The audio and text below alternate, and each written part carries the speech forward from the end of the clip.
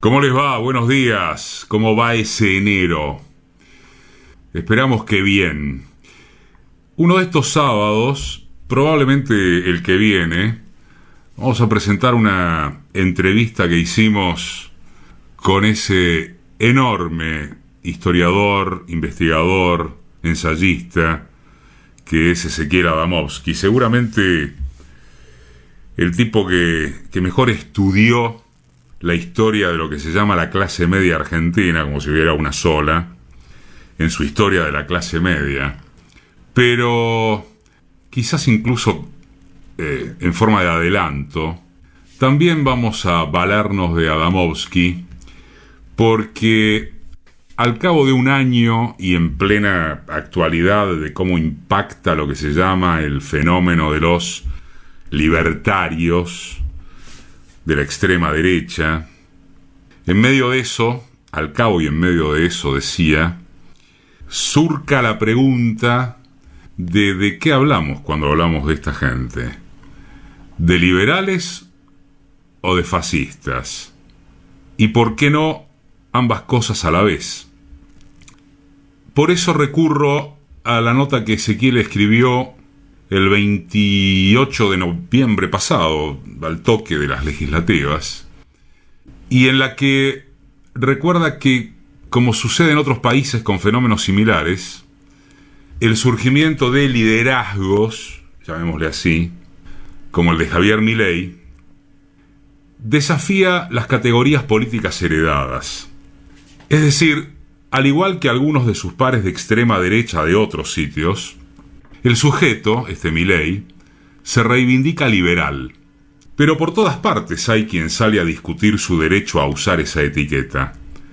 Porque se supone que el liberalismo era al menos antiautoritario. Pero en Milei y sus seguidores abunda lo contrario. Tienen dificultades para decir si apoyan la democracia como sistema de gobierno, nada menos. Atacan al movimiento de derechos humanos, reivindican la última dictadura militar. Y a esas linduras de los llamados libertarios se suman otras como la fobia contra el feminismo y el rechazo del derecho al aborto. Y como si fuese poco, mientras celebraban los buenos resultados obtenidos en las últimas elecciones en su búnker de campaña, los seguidores de Milei corearon "basta de negros". Basta de negros. Y para completar el cuadro, dicen abiertamente que su fuerza debería formar una fuerza de choque, una milicia armada. En fin, por todo esto, para algunas personas corresponde considerarlos fascistas y no liberales. ¿Lo son? Es la pregunta que se hace Ezequiel Adamovsky y nos hacemos tantos, ¿no? Algunos podremos tener respuestas más contundentes, otros más dudosas, pero es la pregunta, o es una pregunta. Ciertamente, Milei y los suyos son fachos en el sentido en que usamos la expresión en la Argentina. Gente de extrema derecha autoritaria, reaccionarios.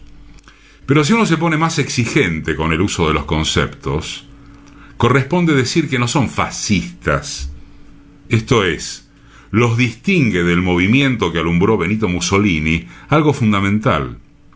El fascismo fue un autoritarismo centrado en el fortalecimiento del Estado y por ello enemigo del individualismo. El lema del fascismo era todo dentro del Estado, nada fuera del Estado, nada contra el Estado.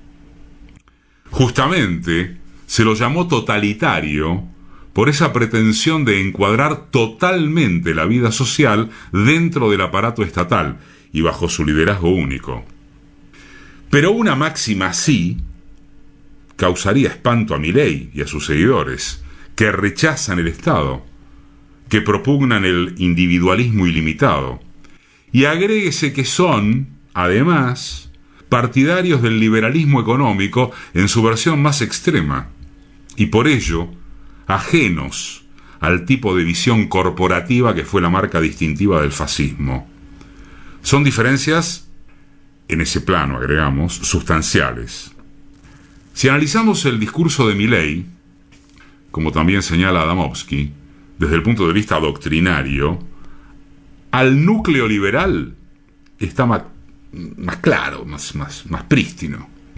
Cita autores liberales, dialoga con esa tradición, utiliza sus términos. En sus actos públicos suele repetir como mantra su definición de liberalismo. Dice: es el respeto irrestricto del proyecto de vida del prójimo basado en el principio de no agresión y en defensa del derecho a la vida, la libertad y la propiedad. Nada fascista allí. Se trata de una definición perfectamente liberal. Si le entramos a la cuestión desde el punto de vista de su pertenencia al campo del liberalismo, tampoco hay motivos para albergar dudas o tener incertidumbres. Alberto Venegas Lynch, hijo, supieron en el Encuentro Nacional Republicano, allá en las postrimerías de la dictadura, agrega uno, proponer el voto calificado. Venegas Lynch es acaso el referente más destacado de nuestros liberales clásicos. Lo reconoció como parte de su familia política, en la que también colocó, por supuesto, al PRO. Y Macri y Patricia Bullrich lo cortejan, lo reconocen a Milei, que lo retribuye, símil a sus programas políticos. Se autopercibe liberal, habla como liberal, los liberales lo aceptan como un par. ¿Será que es liberal nomás? La percepción de que hay alguna clase de paradoja o inconsistencia en la identificación de Milei como liberal parte más bien de un pobre conocimiento de esa tradición. A nadie que haya crecido en la Argentina debería asombrar que se pueda ser facho y liberal al mismo tiempo. Facho y liberal al mismo tiempo. De hecho, hemos tenido pocos liberales que no hayan combinado ambas disposiciones, y no hubo golpe de Estado que no haya contado con robustos apoyos entre figuras de esa orientación. Y no es problema solamente argentino. La desconfianza frente al voto popular es constitutiva de esa tradición, y su tolerancia hacia los gobiernos democráticos siempre quedó supeditada a que sus políticas coincidieran con sus ideales. Friedrich Hayek, el pensador señero de los liberales actuales, apoyó efusivamente al régimen de Pinochet cuando impuso el terror sobre la población chilena. Dictadura y liberalismo para él, para Hayek, no eran términos necesariamente excluyentes. La democracia solo le resultaba tolerable si era liberal. La etiqueta neoliberalismo autoritario, de uso en el campo académico, apunta justamente a reconocer esa conexión histórica. Y como mostró un experto en la historia del pensamiento neoliberal, varios de los partidos autoritarios y xenófobos de la extrema derecha europea, a los que erróneamente se llama populistas, salen más bien de esa tradición y mantienen con ella amplias zonas de contacto. Por último, que haya liberales que también sean conservadores no debería sorprender a nadie. La unión entre ambas tendencias es bastante sólida y continuada. Solo quien desconoce la historia del liberalismo, del neoliberalismo, podemos agregar, lo imagina como una corriente invariablemente progresista y democrática. Más allá de la precisión en el uso de los conceptos, estratégicamente hablando, ¿conviene entonces aceptar a Milei como liberal? ¿O sería mejor resaltar su carácter reaccionario llamándolo fascista? No necesito decir, dice Ezequiel, que todo lo que hagamos para advertir sobre su autoritarismo es importante y bienvenido. Sin embargo, existe un riesgo en eludir el rótulo liberal que él reclama con justicia. Nos hace quedar entrampados en horizontes políticos del pasado, que ya no existen. El fascismo histórico, que era antiliberal, llegó a ser un poderoso movimiento de masas. Se lo derrotó con mucho esfuerzo, gracias a que, a mediados del siglo XX, había una izquierda igualmente poderosa, en su momento de máxima organización, y a que buena parte de los liberales de entonces se aliaron con ella para contener la barbarie derechista. La victoria militar de los aliados contra Hitler, Mussolini y sus secuaces, y su correlato en los frentes populares antifascistas que hubo en todas partes, la Argentina incluida, plasmaron esa alianza que nos salvó entonces de movimientos que amenazaban con arrasar las libertades y los derechos más elementales.